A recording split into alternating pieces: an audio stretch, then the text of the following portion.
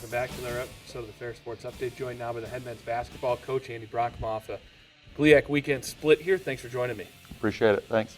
I think before we get into the games, we have to send a shout out to Rob Bentley, who can't be on the show today. And he had a tough weekend. Everybody deals with adversity, even the broadcasters. I know it's 10 years as head coach, and a few interviews before that. And I go over there after the game at Parkside, and then I just hear his voice gone, and it shocked me. So for him to be at the game was just incredible, to make that trip after all the work he did with football signing day. But threw me for a loop. I tried to do a little bit more of the talking, but he lost his voice and he grinded through. And then the next game, I saw he had a pack of cough drops with him to get him through. But he's a warrior, and we appreciate him for sure. Yeah, he really is one of the great ones. He does so much for this department that people will never know, and it's good to have a guy like that just continues to battle. Yeah, no, he's incredible, and he's an unsung hero on a lot of areas, like you said. So we appreciate you and him and the department, but had to give him a little hard time when we can.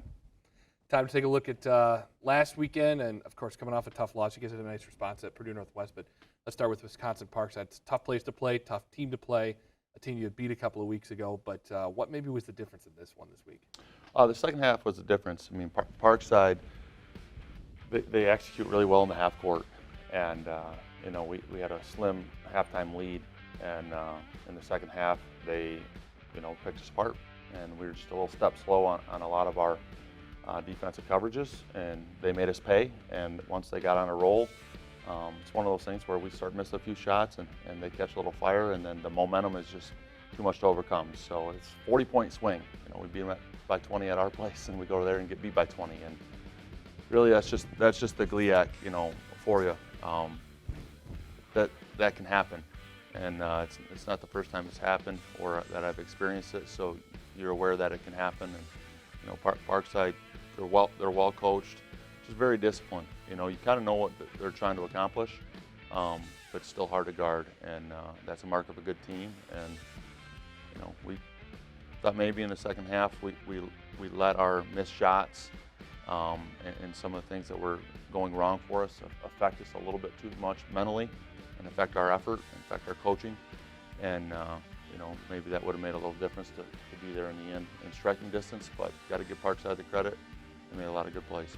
They're a top of the conference program, and it's a team that, should you have advanced in the GLIAC tournament going forward here in a couple of weeks, they're a team that you could potentially see down the road or towards the end of it. What did you maybe learn about yourselves and maybe about them? Honestly, not a whole lot.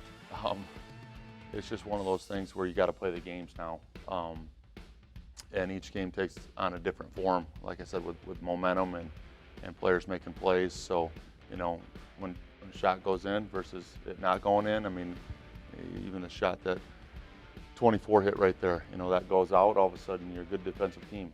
And, they made the shots. So you replay this game right after we get beat by 20 here. Maybe we win, or maybe we get beat by 5, or it's a different, the score is, 70-60, it's lower scoring. Or, I mean, it can just take on so many different forms. So you pretty much know a lot about your team right now at this point in time, and you know a lot about the other teams, and you just got to slug it out. Bounce back time off to Purdue Northwest, just outside of Chicago, and how nice was it to see your guys flip the script and battle back here after a tough one just a couple of nights before? Well, I think what happened, maybe we learned a little something about our team. It's just we had a small halftime lead again, and in the second half they came roaring out, took the lead from us, but we didn't let it affect us as much, mentally. So we stayed the course, we kept battling.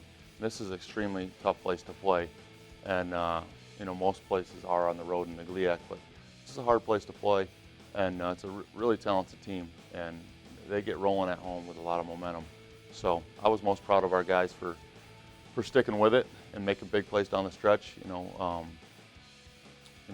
Veas here stepping up, hitting a couple threes for us. He was in a little foul trouble early, but guys making big plays, and look at that. It was an amazing dunk.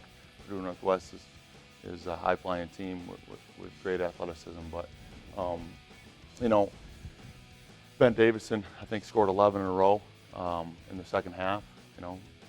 Solomon stayed in attack mode. We made some timely shots, and that proved to be the difference. You know, sometimes in a game like the Parkside game, you can be playing well and set up the shot you want. A lot of times you don't make them. How tough or how much easier is it to coach your guys in terms of their mentality when those shots start to go down in a game like that? Well, there's plenty of times that you know I've just said, hey, you know, probably no one's going to beat us tonight because all our shots were going in. You know, I think most coaches worry about when shots don't go in, you know, and how that's going to affect, you know, your defense, your attitude, your energy, and how are you going to find a way when maybe the other team starts to take some of your things away, and you got to work a little hard to make your cuts, and you know you miss a couple shots, and you got to, you know, figure it out from there. So you're always trying to figure out how you can win when you play like that, and the nights that the shots go in, you know, those are always the good nights.